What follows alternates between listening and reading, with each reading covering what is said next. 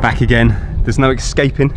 I was getting withdrawal symptoms. It's only been 6 days. But anyway, I want to look at the water gauge to find out why it's not working. Also, I want to sort out this rattling. There you go. That was the rattling that I was hearing. I presume it's going to be the same on all of them. Yeah, but especially that one there. So what I am going to do is I've bought this stuff which has had really good reviews on Toolstation, CT1. So people use this like marine grade and everything, you know, on boats, and it's supposed to be very good for vibration, which is exactly what I want. As well as that, I've bought some star washers, but I didn't know what washers to buy, so I've just bought a selection kit here of all different star washers, but I don't think the star washers are enough to hold it on. As well as that, I don't see why they need to be so easy to take off, because apart from spraying them, when are you ever going to take them off? You're never going to take them off. So what I'm going to do is I'm going to mastic them on, or silicone them on I should say, and then use star washers on top of that as well. And let's say if the silicone sets so hard that these will never come off again, big deal, the rest can just be masked off and then they can be resprayed. So I don't see that it's that big a deal. Also, look at that, isn't that lovely? I've got myself a little Rolls-Royce keyring here. I think it might be a genuine one. It says Sunningdale.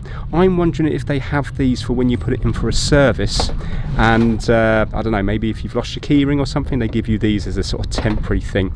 But I think that's lovely. Has to be better than the yellow. Where is it? 1 second. Has to be better than the dealer one that I've got at the moment.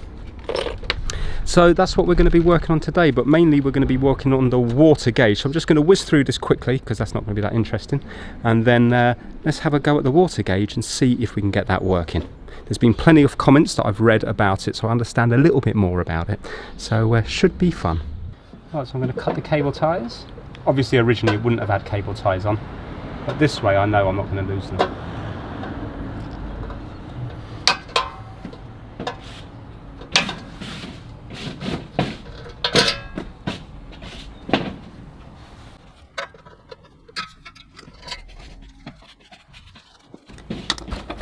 I wonder, is that a well-known problem?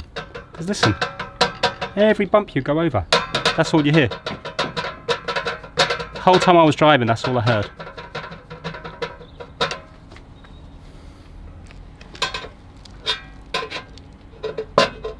Obviously when you're in the car it's not as bad.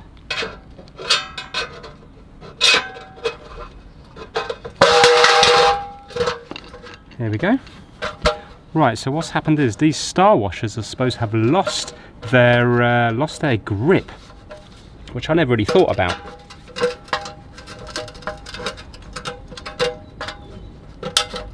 So I'm going to put this onto the grass so I don't damage anything, or put a bit of carpet or sheet or something down. And let me find a star washer to match and then silicone it on.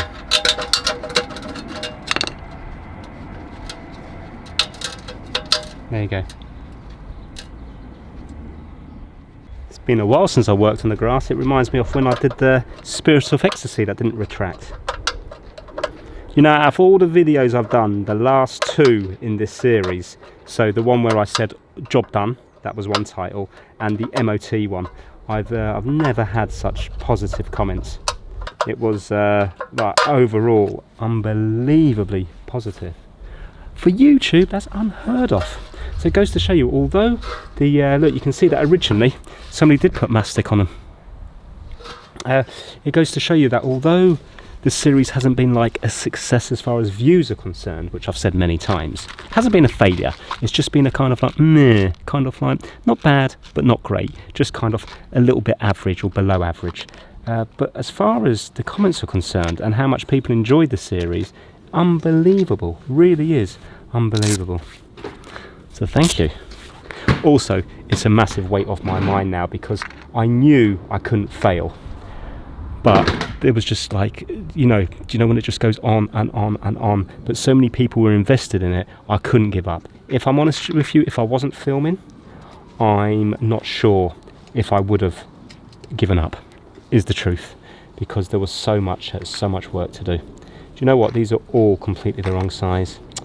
So the only ones that are going to fit are going to be these tiny ones, and they're going to be too, well, even that looks too small. What have we got here? M4, M3. So M3 is going to be too small, M4. So where's M5? M5 here, these might be the ones. Yeah, the M5, but clearly these are going to be way too small. Unless I was to put them over here. That would hold them in, wouldn't it? On top of that, I wonder. Yeah. Right, okay, let me get the mastic gun. Let me give it a little bit of a clean. As I say, I don't want to go crazy on it because it would be nice if they could come off again. I just want to stop the rattle.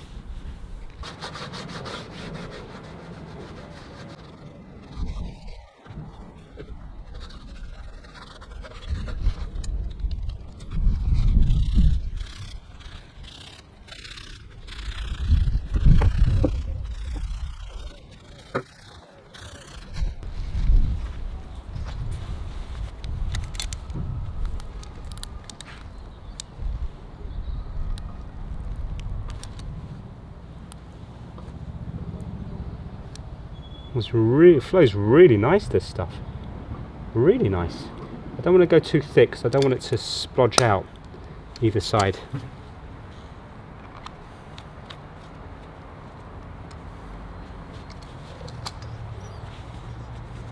Right, I've given it a bit of a token wipe down.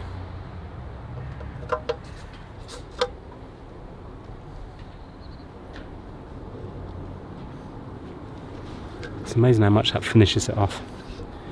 Right, so now let's put on one of these, coupled with one of these. Let's see if that's going to pull it in or not. Do you know what? I think it might do.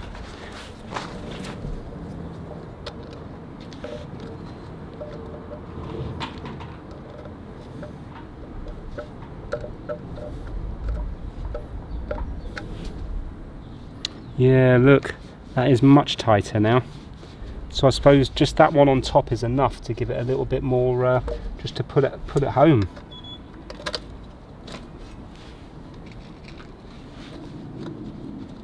So it looks like what you need is an M5 washer. This says M5 times 2. Oh, so 12 must be 12 mil. So you're going to need like an M5 washer, but you're going to need 25 mil. They must be available, it's just that I didn't know what to get. So yeah, I bet if I was to eBay them, M5 times 25, they would be the ones you need. Easy when you know.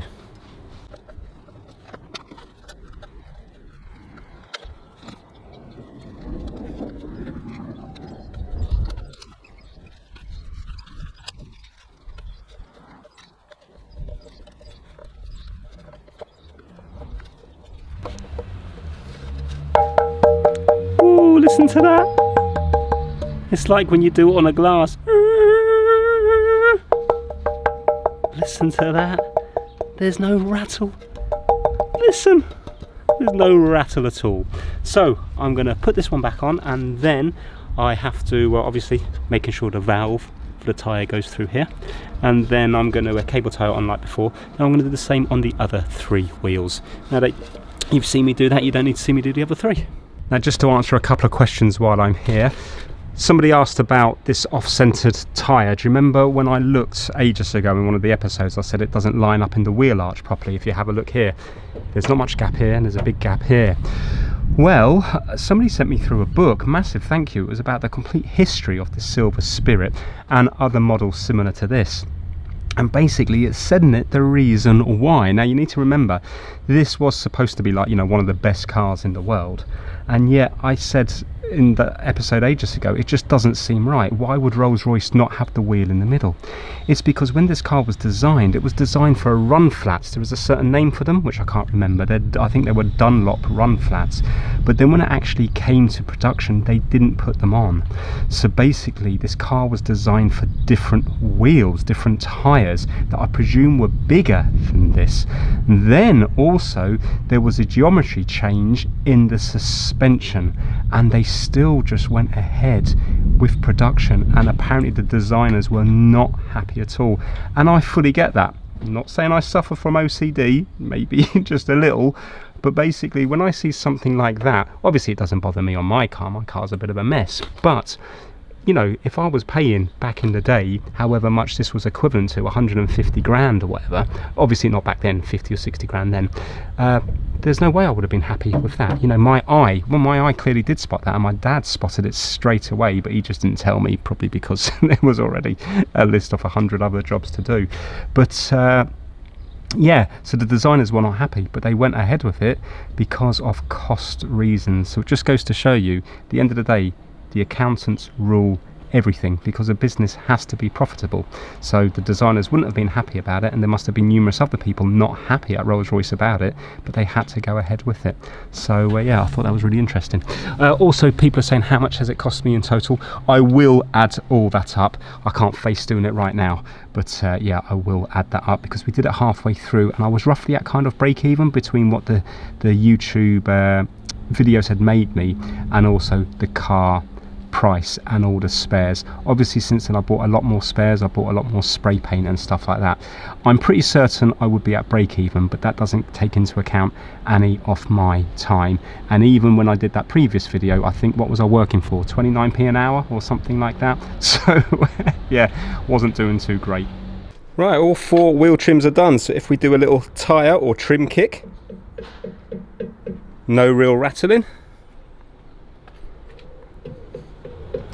No real rattling.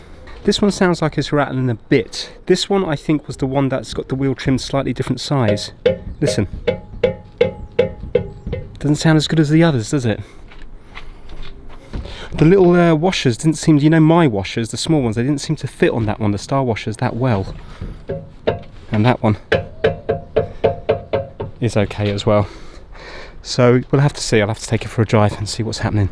Right, next thing we're going to do is have a look at this water gauge. I'm just going to quickly show you a bit of footage from when I was driving on MOT day, just to show you it not working. And let's pop the bonnet and see if we can work out what's happening. I don't know if you can zoom in here, Chloe, or not, but my temperature gauge is definitely not working because it's still on cold. The other gauges seem to be okay. That's in the middle, that's in the middle. Fuel gauge was full, but is now starting to work its way down, which is worrying already. But the temperature gauge here is doing nothing, so I haven't actually got a clue how hot or cold the car is. Right, now, looking under the engine here, I can see that the radiator top hose comes to here. So this must be where the thermostat is housed, and we have 2 wires here, so maybe that could be something to do with the temperature sensor. But looking at the diagrams and stuff online, I think it might be this. I think it might be this one here. So it looks like the 2 wires go up into this connector. So what I could do is, I need to find out where the 2 wires are. I need to ground them. So I need to turn the ignition on. I need to ground, it should be just 1 wire feeding it. I need to have a close look to see what's going on. There should be something here with 1 wire feeding it. So I'm going to get my gloves on, have a root around and see what's happening. And then if I ground it against the bodywork or against the engine, then the dial, the needle, is supposed to go across. So that way you can tell whether the gauge is working, or whether, see, if I do that and it doesn't happen, it means either the gauge is faulty or the wiring going back to the gauge is faulty. If I do that and it's working, it suggests that maybe the temperature probe is faulty. I think I found it. So thermostat's in here somewhere. I've been rooting around, I've been pulling up this wire, and I can see, let me see if I can point it, I can't really see in the lens, there seems to be 1 green, I think, wire to this one here. Now where am I pointing? Can you even see that? Let's get this out of the way. It doesn't want to go out of the way, hold on. Can't get it out of the way. It's just here. This one here. So I'm going to try to disconnect that, because that's the only one that's got 1 wire. Everything else seems to have 2 wires feeding it. We have a connection here, a connection here, a connection here, and a connection here. So there's a serious amount of connections just to this small little bit. I'm going to try to pull that out. You never know, it might be just corroded there, but I don't think it is. It all looks relatively clean. And then we'll short that to ground somehow. When I say ground, I mean negative, you know, the bodywork or the engine. So I've pulled it off is this little connection here, so I'm certain this is the one because this is the only single wire feeding anything down there, and it just had this little plastic thing on here. It was all covered in oil, so I don't think it's not a corrosion problem there, I'm certain of that. So what I'm going to do is I'm going to short that against here and then see if the needle jumps over. So I need to find out to double check that this is actually negative. So I've got my meter set here, and what I'm going to do is I'm going to put one probe to here, yeah, and then the other probe onto here and see if it shorts, because when it shorts together it makes a noise. So I'm just going to balance this here.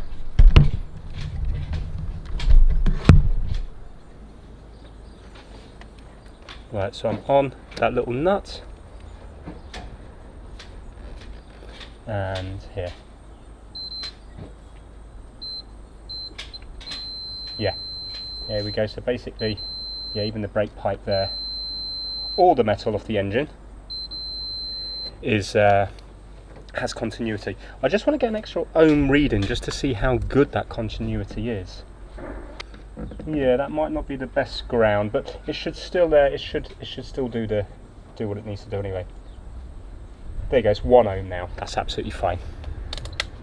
Right, so I've got my dad in the engine bay there. I'm just going to turn the ignition on. I'm not going to start the car. I'm just turning the ignition on. And we're looking at this one here. Okay, Dad, could you do it? Oh, look at that. It's gone up and off and on. Fantastic. So it's not the wires or it's not the actual dial itself. One more time, Dad.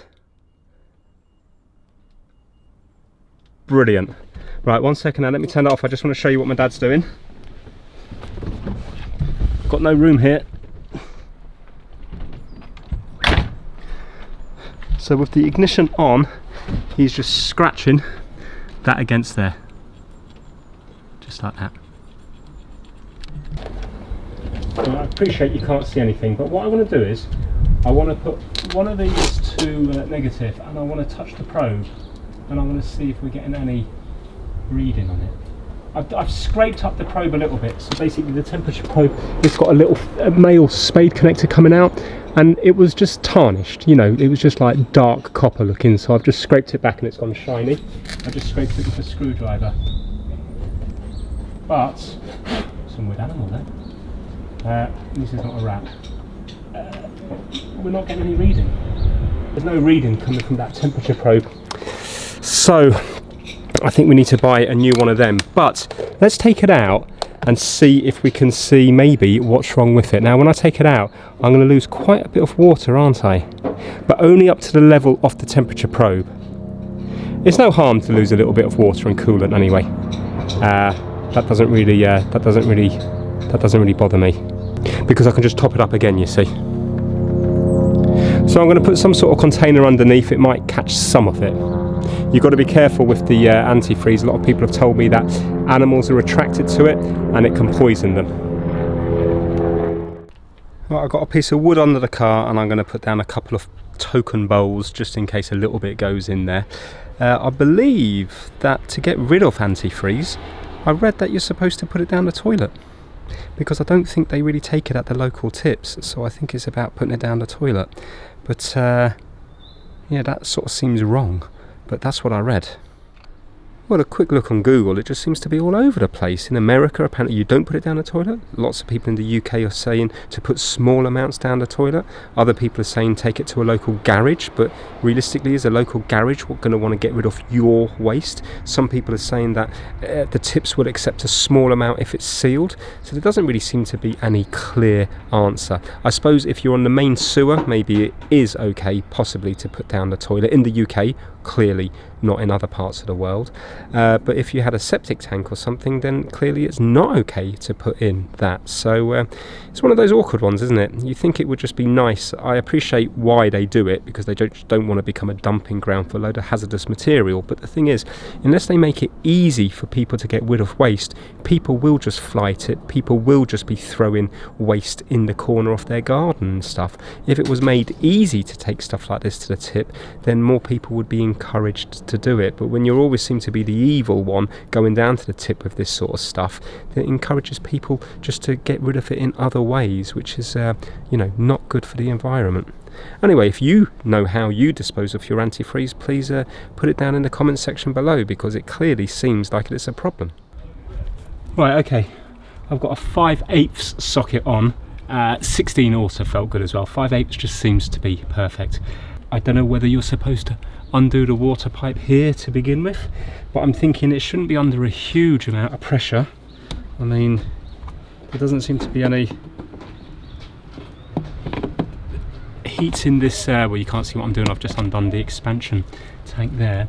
So let me just see if it's possible. I hope this doesn't all go horribly wrong. Already I feel like I haven't got a good grip kind of thing. Jeez. I haven't really got much leverage here on this, you see.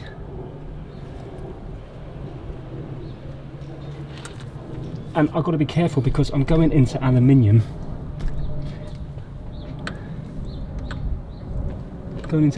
You see, so I don't want to like damage anything. I don't want anything to snap off. At the same time, I have to get this out, don't I? Because it's not working.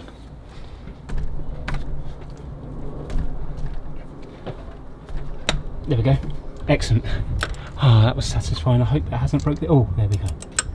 Oh, that's nice. That's a nice feeling. That's such a nice feeling when it gives. To be fair, it's not on that tight. It's just, you know, the nervousness about doing it. I have got the kill switch in the battery done at the moment, so hopefully I'm not going to short anything out.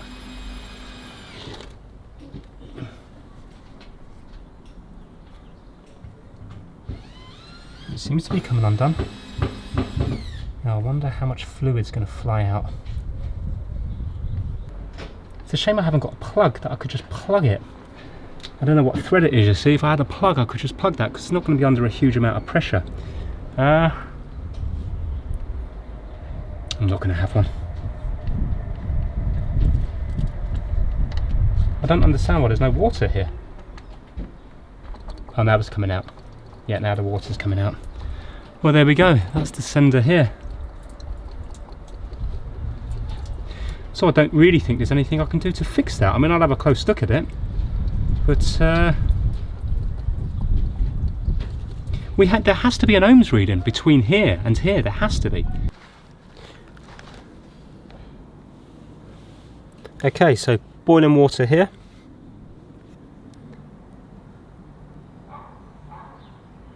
If it makes any difference. Oh, look at that. It's in the megohms. Or am I getting a reading from just the pliers? No, I can't be, because this is insulated up the top.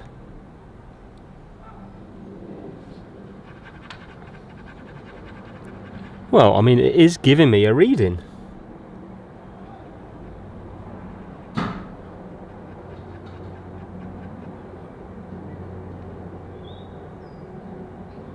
I suppose the way to test would be if I had resistors with me. I could put the resistors on that lead. You know, when my dad was grounding it, if I was to put a resistor on there, like a 100 ohm resistor, from the spade connector to ground, and then if it read halfway on the gauge, I would then know that the temperature is going to be between, for example, 0 and 200 ohms. But I really don't know what it is. Maybe it is supposed to be in the megohms for all I know. Let me do a little bit of research online, maybe somebody, because it can't exactly be specialist to Rolls-Royce. It's a temperature probe. I know, of course, I'm going to have to pay 10 times as much as I would do if it was a Volvo, Ford or anything else.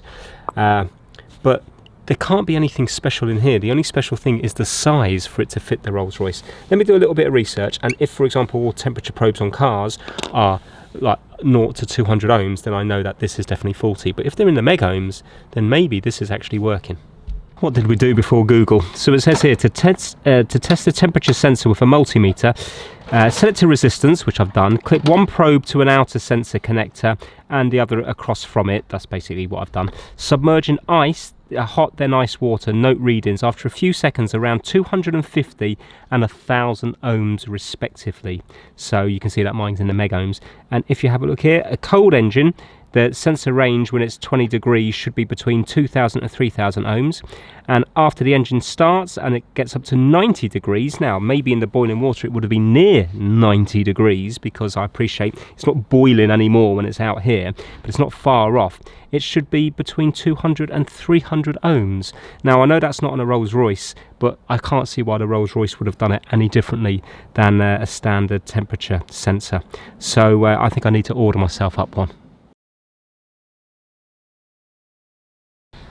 Right, so doing a little bit of research online, this is Rolls-Royce forums, and somebody called Mike Bentley Turbo 2 has said it's the one that has the single spade on it, one from a BMC Mini, that's one of the old Minis, isn't it, or a Land Rover works fine okay. So I thought, okay, do you know what I'm going to do? I'm going to pop down the road to the local Motor Factors, who's been there since I was a kid. And I put this on the counter, and he grinned and laughed, because I presume he hasn't seen one in ages, and he said something like, he muttered some numbers like 5510 or something, and starts tapping away, and he was like, yeah, I can get one of them. And I said, it's from a Rolls-Royce, but apparently a Land Rover or Mini would do. And he said, yeah, that's right, yeah, Mini 1000. And yeah, he said, guess how much I got one for? Well, I haven't. It's going to arrive tomorrow. It's in the other branch or something. £9.80. And yet, if I was to buy one from, I'm not going to say who, because I'm not going to badmouth them, but it's 30-something pound, then I'd have to pay VAT, and then I'd have to pay postage and stuff. I think that was the price when I looked at them before. So realistically, by the time I paid all that, you're going to be looking at probably 40-something pounds, and I managed to get it £9.80, like just a few minutes walk down the road, which is fantastic. Now, obviously I've got to compare it. It might not be exactly the same. I said to him, do you reckon Rolls-Royce would have ones with like different resistances? And he just shook his head.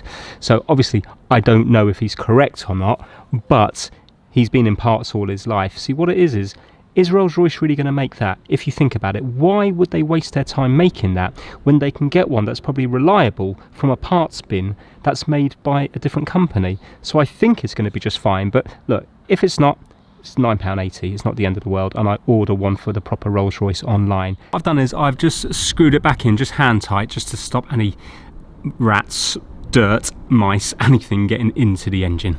So yeah, I'm excited now to pop that in tomorrow to see if it starts working. And if it does, it feels all the better that I managed to get it cheaper. And you know what, if it doesn't fit, it's not the end of the world, because I've been thinking about the next project to do, and I would be tempted with a Mini. So believe it or not, having that little temperature probe might sway me into thinking whether to get a Mini or not. Or the other thing I was thinking, because it'd be quite nice, because what I didn't like about this project was the constant battling off the weather. I think it might be quite nice to get a Vespa. What do you think? Like one of those nice old little 1960s Vespa, you know, an authentic one. And then you see a lot of the work could be done in the shed. So, but if you have other ideas of what might be good for another project, let me know, because my dad's quite cool. You know, he's not bothered about having something at the side of the house there. So, and for me, I quite like getting away, although this car was a little bit too much. I found this a little bit too big a project. I say a little bit, a lot. You know, I wouldn't mind something that would take about 6 months rather than 2 years. Yeah, for me it's nice to get out of the house for a bit and to get a bit of fresh air, rather than just being like, you know, stooped over a blue mat with a soldering iron in my right hand the whole time. So it's nice to get out and hear the birds singing and the sun shining. And even if it's a bit drizzly, you know, it's still nice to be outside every now and then. And amazingly, my two bowls managed to catch the lion's share of it. So between that and a piece of wood, I've pretty much got most of the fluid. Right, so I've poured it from the bowls into here. There's a fair bit came out actually. So yeah, I need to do a bit more research and find out where to get rid of that. Right, I've just taken the carpet out here. I'm going to have a very quick look at this switch. I'm not going to get too involved in kick down today, but just in case it was a switch issue, I'm going to try to undo that, see if I can get access to the switch at all. Problem is, I'm really limited with space here. I've got like about a foot between here and the garden fence, and it's not that simple. You know, to begin with, there's not that much parking around the place, and also it's permit. So if I was to move my dad's car out here, then I've got to get a permit and stuff. It's just things are just made difficult when you haven't got space, and when you live in a populated area, nobody has any space. So yeah, that's why I'm just kind of you know, confined here. But I'm not going to be working on this today. I just want to see if it's the switch, just in case it is something that straightforward. Also, it could be as simple as not enough fluid in the transmission. So this, you know, the kickdown could be an easy fix. Anyway, I'm going to just undo that there and then see what happens underneath it.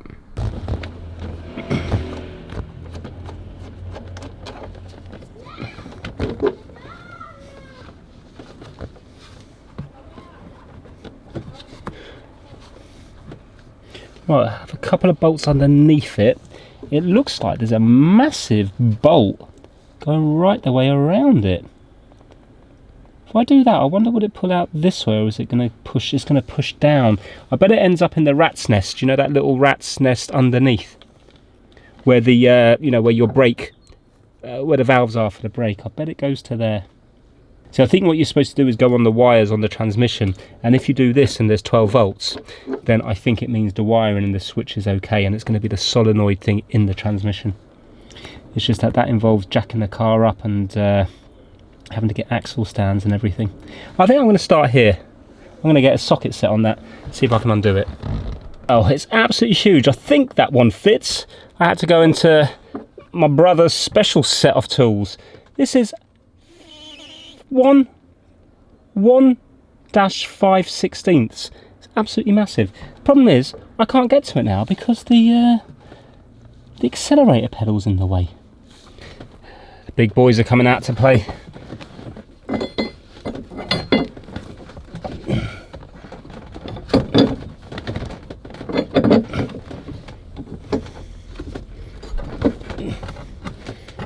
No, you're too big.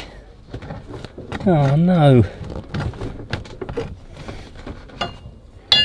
I bet you are going to be too small.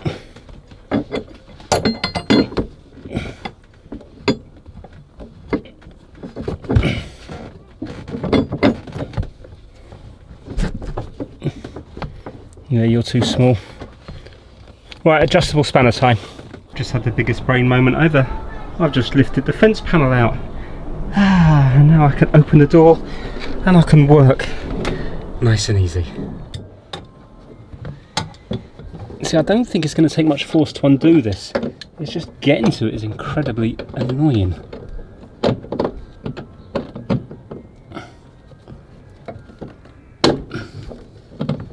I don't even know if this is going to give me access to the screws. Not the screws, the wires. Here we go. Excellent. I've loosened it. Come on now. Right, the whole thing is turning. So let me hold the middle bit. I hope now this doesn't cause me a whole heap of heartache where everything drops the other side.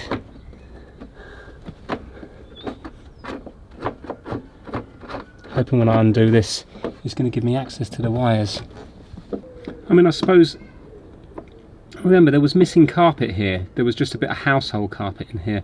So maybe with wet feet going into the switch all the time, it could be that the contacts have got corroded. I mean, I would love that, rather than having to get involved with the transmission side of things.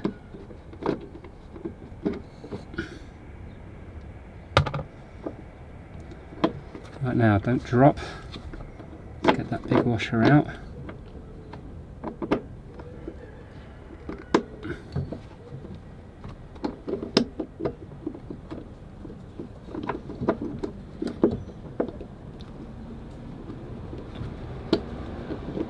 Yes. Ah, you git. You dropped. You're so annoying. Ah, for God's sake. Oh, you're here. Ah, there it goes. Did you hear that? Of course you heard that. That was the sound of despair. Oh, for God's sake, there's about 150 screws. There's more screws to undo that rat trap than there is in the PlayStation 5. Oh, come on. How could you do that to me? Why did you do that to me? That was low. That was really low. Had to do that, didn't you? I should have tied some string around it. What was I thinking? What was I thinking? If I'd put some string around it, you see, I would have still been able to get the washer off. And then he wouldn't have dropped down. Balls. Ha ha. What on earth is going on here? So I've undone the rat trap. I actually only had it held in with a few screws. So it's just as well that this happened, because I forgot that I've got a load of screws to go in there. It's not a structural thing. These things need to be, it's like a serviceable thing to clean the inside.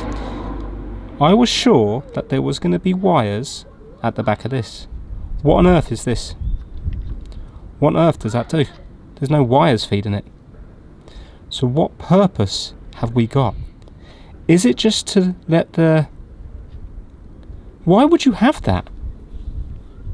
Is it to kind of give the person a feel of when they've gone to the very end? That makes zero sense at all. 1 second, let's have a look here. So let's put it in this side. That makes zero sense. I mean, when it's on the ground, it's on the ground. Why do you need? What's that about? Or is it for another model? I mean, this car has to have kickdown. I'm going to get a circlip removal tool and undo that and see what's happening on the inside here. That doesn't make any sense to me whatsoever. I presume it's just going to be a spring. I think it's just going to be a spring.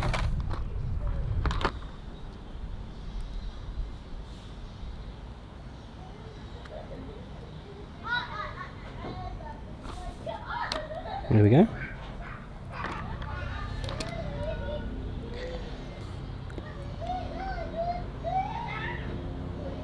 Spring with a nice bit of oil in. Clearly this has not been, nothing's happened here since 1988. Amazingly, the oil still looks lovely and clean and perfect in there.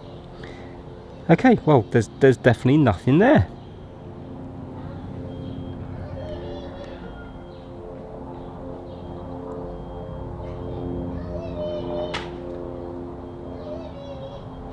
So kickdown is nothing to do with that. So where on earth is the electrical connection? You know, where's it going to? How does it know that you've put a lot of... it must be something to do with the...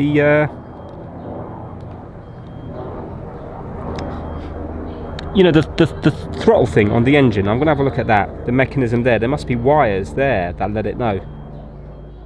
Right, so I've put it back in. And I was wondering, is it to let the driver know that either you're at full travel, yeah, and it's just an indication that you're at full travel, or is it to let the driver know that, for example, when you want to do kickdown, you've got to go and have that feeling, because it does fight you back just a tiny little bit. But I've just got my dad sat in the car. The weird thing is that when you do that extra bit, it's not really making much difference in here. So if you put accelerator on now, Dad, and now just do that little switch part. So basically, as far as the little switch is concerned, that's the only difference. Can you see here? Yeah, that's how much it's moving, next to nothing. So I can't really see how the engine would know to produce kickdown. What I need to do is I need to learn how kickdown works. I thought it was a physical switch, but clearly it's not. So Dad, could you just do it on and off, on and off, on and off? So just keep going on and off. So this is all the mechanism here, and it comes up from here. You see this rod coming up? Yeah, so this is the rod from the accelerator, I think, and it comes across linkage here, and then it starts doing here. I mean, I don't even know what this thing is here. Unless that's something to do with the kickdown. Because look, it's weird. The arm comes out, but then it slides back. I don't know. I need to do a lot of reading up. And it's a very fancy mechanism. There's things moving absolutely everywhere. but I just don't understand it. But the thing is, I understand it more now than I did before. In other words, I thought the switch was faulty, but it's clearly not faulty. Well, I think I am done for today. How nice does that look? No, seriously. That just looks amazing. I know it's a little bit modern for the age of the car, but that looks nice. That looks very, very nice. Like that. Right, next day, I've just collected my part now, £9.80, and this is it here. I was expecting something like new old stock, but that's not the case. So it's this one here. I need to put it up next to the other one and see if it looks the same. I also want to get an ohms reading on this to see if it's what it should be reading. And what I really need to check is that the thread there is the same, because if I'm screwing into aluminium, I might not notice, but I'm hoping this will go in like by finger, by you just turn it like that, and then there's no way I'm going to cross thread it, you see. Right, looks wise they look to be identical thread wise. The Rolls-Royce one you can see is, although they're the same length, can you see the body of this finishes shorter and the probe bit is a bit longer, but I don't think that's going to make any difference to the actual measuring. So now the Rolls-Royce one on ohms is reading nothing. Hopefully you can see that. So Rolls-Royce one is nothing, and the new one is, that's what we like to see, 720 ohms. Brilliant. Now let's just do the boiling water test. I'm just going to suspend it in here roughly.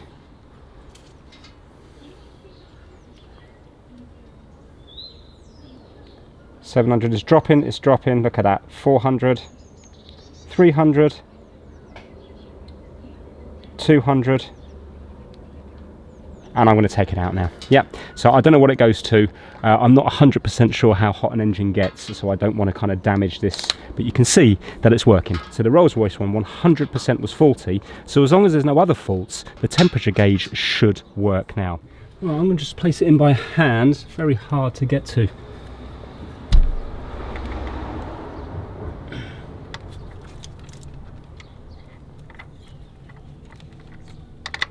I'm in the hole. Let's see if I can start turning. I want it to be able to grip. It's gripping. It makes me slightly nervous not having a washer or anything on there, or even any PTFE tape. But I suppose if it leaks, I have got this kind of plumber's seal stuff in the shed. I forget what it's called now. It's like clear little liquid. It's really good. LSX, I think. I might be able to put that on. I'm just wary that if it wasn't on there originally, I don't want to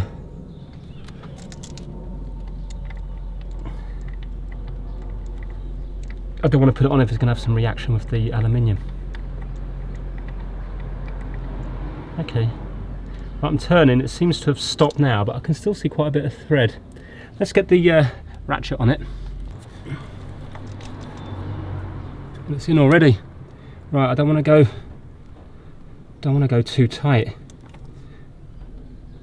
I'm going to leave it at that, you know. If it leaks, I can always tighten it more. Right, so now let's plug the little connector, spade connector, back on. I already tightened it yesterday, so it should go on nicely. Now, I had a look at the service manual. There was no mention of this little temperature probe.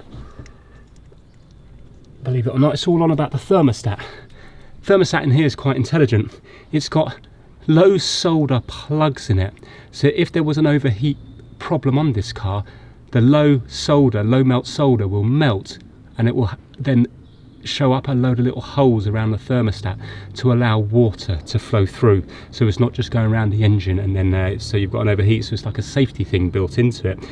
And apparently it's quite common on cars to have those because basically, I don't want to explain incorrectly, but the thermostat's closed to begin with, so the water's just going around the engine to get it nice and warm. Then when it's up to temperature, it then flows through the radiator and the water gets cooled, but you don't want that straight away, because it means that your engine's going to take longer to heat up, so it's going to be it's not going to be as fuel efficient. I suppose it doesn't run quite as nice. Maybe there's more wear on the components. So a lot of people don't realise that their thermostat's actually gone because it's got all holes in. I was sort of thinking, I wonder what the low melt solder that I have melts at, because if it is the whatever degrees that this melts at, maybe you could plug it up yourself, because again the thermostats on these cars are just silly money. Again, silly money. For a thermostat, you'd expect a thermostat to be a few pounds. Right, okay, that's that. Now, when it comes to filling it up, again, everybody's got different opinions because they're all different ages of cars and stuff like that. But I think what I need to do is, this is a Burr radiator here. I think what I have to do is I have to try to undo this. I hope that doesn't end in disaster, because I'm sure that whatever rubber is sealing, that's going to be rock hard. And then I need to try to fill it up from the radiator here. Makes me think why I can't just fill it. I suppose I can't fill it up from here because I'm going to end up losing the fluid from there down, because it's quite a big pipe. So yeah, I think I've got moss growing here. Nice. So let me try and undo that and see what happens. Not that it's going to really probably make any difference on plastic, but I'm going to try some penetrating oil just in case. Just in case it helps it a little bit. See, this might never have been undone.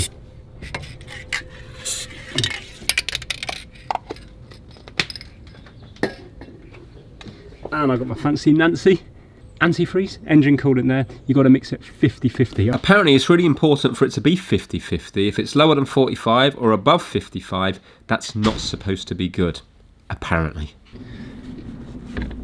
Now the engine is in my way, the bonnet.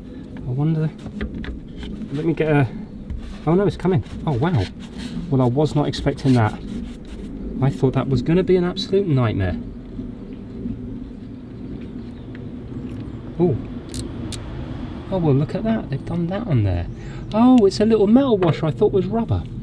Okay, well I can't see down into it, but there must be a hole there. So let me try to get some. I'm going to need a tiny funnel, and let me try to get some of the mixture in there, because although we've lost quite a bit, the expansion tank over here is still full, because there's nothing that's been nothing's been circulated, you see. I think what we have to do is we have to pour it in, and I think you're supposed to run the engine with this off, and I suppose that doesn't create a vacuum then when this is off, and it must allow it to get round more. And you're supposed to open up the heater as well to allow the fluid to go round the heater.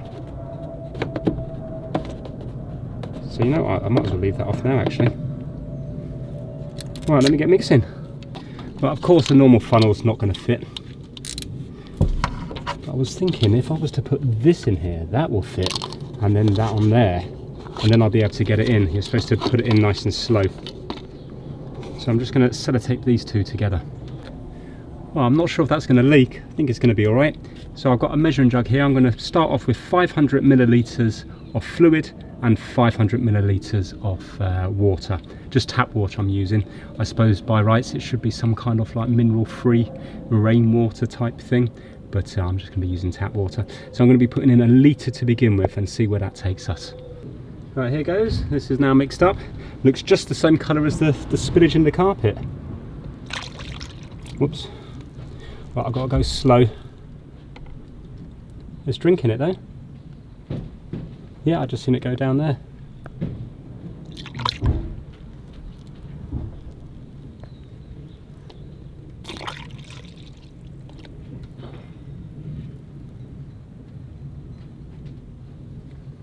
Right, so it takes me a little bit of time to get my rhythm going. At this moment, I'm sort of slopping it in, but bit by bit, I get a bit more strength in my arm, and I'm just dribbling it in constantly. And then once I understand the rate that it's flowing in, I can just match that with the pouring, and then I start splashing a lot less around, and also there's a lot less leakage going on from places. I take off the top hose going to the radiator, not the big top hose, that tiny little hose just there next to the funnel, because I'm thinking when I'm pouring in I can see little air bubbles trying to escape out.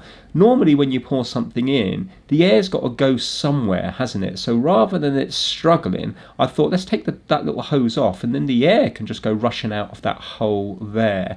I'm expecting the fluid to start coming out of that hole once the radiator is full, but interestingly it doesn't. What happens is the expansion tank just gets fuller and fuller. The level starts going up in the expansion tank, so I think it must be going through the radiator, through maybe the bottom hose or something, and coming back up through the expansion tank.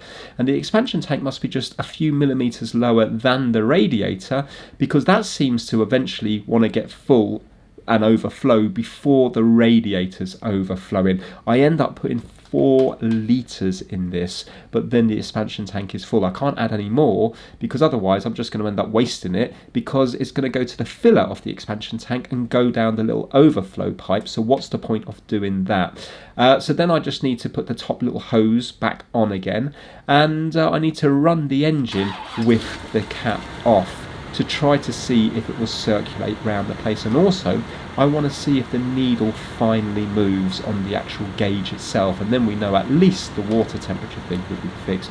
While we're fast forwarding through all this, I'm fast forwarding through because this process actually took probably about 45 minutes to an hour in total, because I ended up putting 4 litres into it. Let's give a shout out to the My Maintenance Massive. They're the top level Patreons. The members this month are kitdigital.com, Kip Hakes and Max Rokotansky, Chris Seal, Felipe at MrKeebs.com, DJ VG, Pixie, Anthony Dean, Bazza2, Russ Mellinson, Gaspar Heller, Rickard Bergland, Soul Reaver 555, the My Maintenance Fan Club, Shamsa Al Sawadi, and Stuart Park. So as always, a massive thanks to each and every one of you, and also all the other supporters over on Patreon.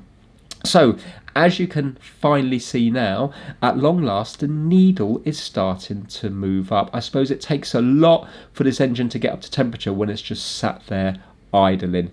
So what I'm doing is I'm going to take it out for a drive. Clearly I need to put the cap back on the expansion tank, and then hopefully when I take it up for a drive the thermostat might actually open, and then the fluids, the coolant, can start working its way around the place. I have got the heater on as well, trying to get things moving, but I don't think the engine just at idle here is really getting up to the correct temperature to get the thermostat open and get things moved around. Do you know what? This will give proof that that's moved. So this is it now. I'm going to turn this, come back here. I'm going to turn the ignition on now. Ready? Watch it go up. Oh, did you see that climb? Let's turn it off. Now, ready? Boom. How good is that? Well, I'm going to take it for a drive and see what's happening. Right, so we're just out for a spin. Good news is the temperature gauge has definitely moved up. It's not midway, but it's moved up. I don't know how much pressure the car's under at the moment. What I have noticed is, though, I just passed a sign and it said I was doing 29 miles an hour, and according to this here I was doing about 18 miles an hour. So my speedo is definitely out quite badly, so I think I might pop it on the motorway. The problem I've got is I don't know how you would calibrate a speedo, so I'm not sure what that's about. Also, my kickdown, which I'm going to do now, is definitely not working. I tried to convince myself maybe it was working, but it's not. The weird thing is I can't really seem to feel the car changing gears. It's just that smooth. I felt it change gear once, so I hope that the kickdown should be obvious, I'm thinking, but I haven't got another Silver Spirit to compare it to. But I'm thinking that if I want to overtake someone now and I put my foot down, oh wow, it kicked down then. Definitely kicked down then. Now what was that about? That's because I was going up a hill. Now that was interesting, 100%. That's the first time I felt it kick down. Yeah. Anyway, I'm going to go up here to show you a speed thing. Because I thought the other day it said I was doing 30, and to me it felt like I was doing 40 or 50 in the last video that I filmed. So there's just a little turning up here, and I'm going to shout out what my speedo is, and my dad's just going to try and point the camera at the actual sign on the road. So we'll have a look in a minute. So I've got to be careful, there's a lot of speed cameras around, you see, and I don't want to get points and stuff on my license and extra fines if the speedo's out.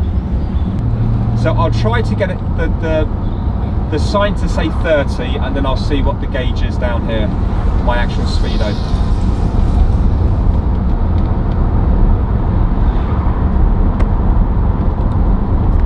Right, so it's down here. My speedo's saying 20. I'm having to put my foot on the brake. My speedo's still saying 20. Right, I've got a sad face, 35. Okay, hold on, 30. and my speedo's saying 19. Okay, so if I have a look here, my speedo's 19 here. It's out. Maybe on the motorway, if I'm doing 70, maybe my car's going to be, you know, saying that I'm doing 40 or something. So what I'm going to do now is I'm going to pop along to a motorway, and I'm going to just try to keep up with the other traffic, because generally speaking, cars do like 60 to 70 on the motorway, and I'll see what my speedo's saying then. So it looks like the speedo needs work as well. Good news about the rattling has gone. So I've got the windows up now, and you can hear that the car is nice and quiet. I'm not having to really raise my voice at all. And with the windows down, before I kept hearing like like that, and now if I put the windows down, I can't hear any rattling at all. So it's much smoother than it was before, which is fantastic. Also, kick down does work when I'm in the lower gears. So right now, I presume I'm in second gear. If I floor it now, wait till the bike goes past. So I'm going to floor it now. There, it kicked down. So when I'm in the when it's in the lower gears, kick down's working, and that's not just on a hill. So maybe there's an issue going from third gear to second gear, or maybe the car's already in the optimum gear for the speed I'm doing. Do you know what I mean? So kick down is working. So it can't be any sort of electrical problem, because kick down's definitely working from 2 to 1. But I can't say yet whether it's working from 3 to 2, because I haven't got the road space to kind of experiment with different speeds, unfortunately. But that will come with time. I've got a feeling that I'm just expecting too much, because on other cars that I've had that have been automatic, you physically feel that switch on the ground and you feel like quite a kick. But to be fair, this Rolls-Royce, although there's plenty of power, it's not very fast at all. It makes a lovely noise, but it's not fast, so you don't really get much of a kick with it. So anyway, I'm going to take it on the motorway now. I'm just coming to you from the future, so after drive that you're currently watching, and we'll go back to in a minute, this is where the fluid is. So if I bounce it, can you see it's here? Probably can't see. Which is about, it's not much over the max, it's about that much over the max. So I'm not going to siphon out just yet, because maybe after a couple more drives, you see a few more airlocks might have moved around the place, and then it might drop further. So I'm not going to siphon out yet, but it's only ever so slightly out there anyway. So I don't know whether that got moved into the engine, or whether or not it went down this drain pipe here. I'm not too sure. There is no water leak underneath the little temperature probe. You can see it there. And underneath there's no fresh water. There might be traces of old water, don't even think there is. So yeah, fantastic, it's not leaking from there, which is great news. Also coming to you from the future, it's in park, the transmission's warm, I want to check the dipstick now. So to check the transmission fluid, the car has to be on a level surface. It has to be warmed up, which in this instance it is, because I've just come back from the 40-mile trip that I'm going to go back to in a minute on the video when I'm on the motorway. And also you have to have the engine running and in park. I hate putting my hands anywhere in the engine bay when it's running, but to do the transmission dipstick, which is located under the wiper mechanism, it has to be when it's running, unfortunately. I'm reaching in very carefully under the wiper mechanism, but the way to do it is to undo the cover of the wiper mechanism, and then you'll visibly see the dipstick that you can pull out. You've got to pull out the associated fuse or relay that feeds the wiper mechanism, because if somebody was in the car and they turned it on, or even if nobody's in the car, if a fault developed and the wipers started going, you would chop off or crush your hand, wrist or arm in an instant reaching down there. So don't take the risk. Anyway, let me show you what it's reading on the dipstick. As far as I can see, it's in the middle of the hatched area here.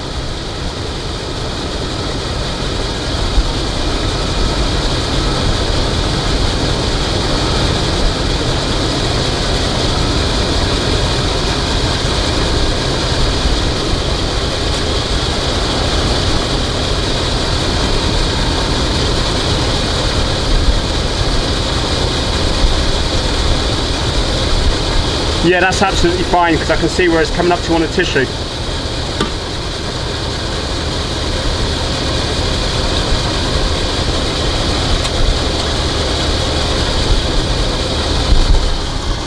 So it looks like the transmission fluid level is absolutely fine. So I wanted to check the transmission fluid because I was told in the previous video, and also I've read online that if it's low, there's a chance that your kickdown might not work. As well as that, you want to make sure you've got enough fluid in your transmission anyway. So yeah, at least we know now it's in the hatched area, so I presume that is okay. I'm hoping that the car is up to temperature after 40 miles, especially being on the motorway. So now let's resume the video where we were earlier on when we're on the motorway, and I can also show you the cruise control working, which is it's just amazing that something works on this car. I'm still flabbergasted by that. Right, so I'm on the motorway. Speedo's definitely not working. I know I'm doing about 55, 60 now, and the speedo's saying I'm doing 38. So that's not good. Also, good thing is, cruise control is definitely working. So I'm going to do it now. Set, and I've got my feet off the accelerator, and it's accelerating right now. So yeah, that is definitely working. And watch this, if I press cancel, I can feel the speed already reducing. So that's really, really good. Now I'm going to push resume, see if resume works. There we go, it's just kicked in. That's so good. And hit the brakes, see if that cancels. Yes, the brake cancels as well. So that's great news. The rattling's gone, fantastic.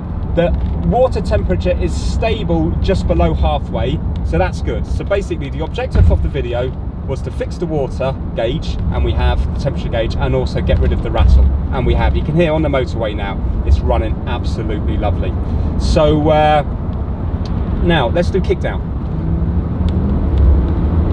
No, it just builds up. I can hear the revs are going up like, oh, there, it changed gear there. So what was going on there? Maybe I've never been in third gear on this car. Hold on. So now,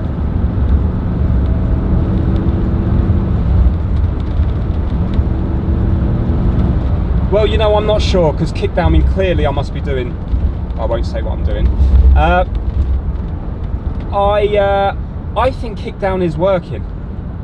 I think it is working. It's just that because there's only 3 gears to choose from, there's not the opportunity. Like other cars have, like, other automatics will have like 6, 7, 8 gears, and there's loads of gears to kick down to. But with 3 gears, you haven't got much opportunity. Just going to floor it one more time. Yeah, so thing is, there's plenty of speed. When I was coming on the motorway there, I had to get past the lorry, and there was plenty of speed there to get me past, but you don't get the kick in the back of your neck. It's a Rolls-Royce, I don't think you're going to get the kick in the back of your neck. But what it is it still is, even this is the second time driving it, an incredibly easy car to drive, and an unbelievably smooth and comfortable car to drive. It's a joy to drive, it's lovely to drive. So I'm going to call it a day on this video today. I hope you enjoyed it. Great news that we got the water temperature working. Great news that it's not rattling anymore.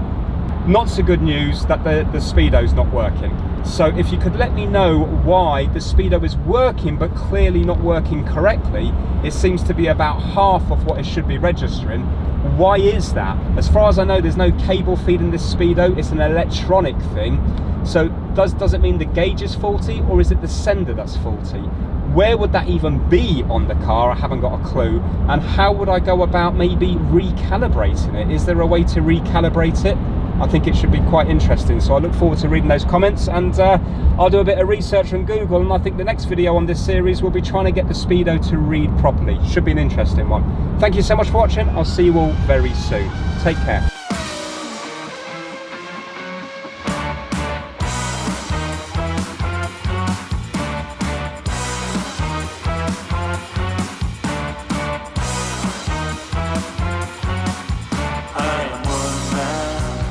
I am one of a kind. I'm like lightning. You will know when I strike. Put your foot down. Try to keep up with me. I'm in control of my own destiny.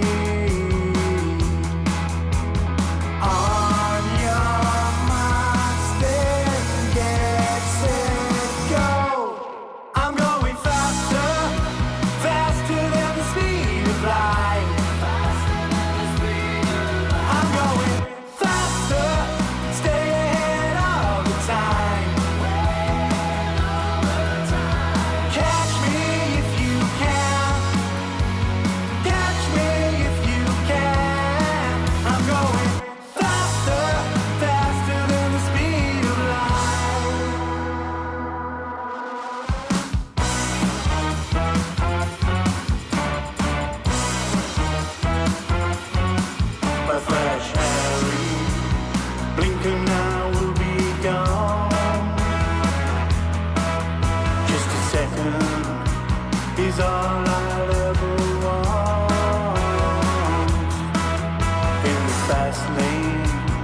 where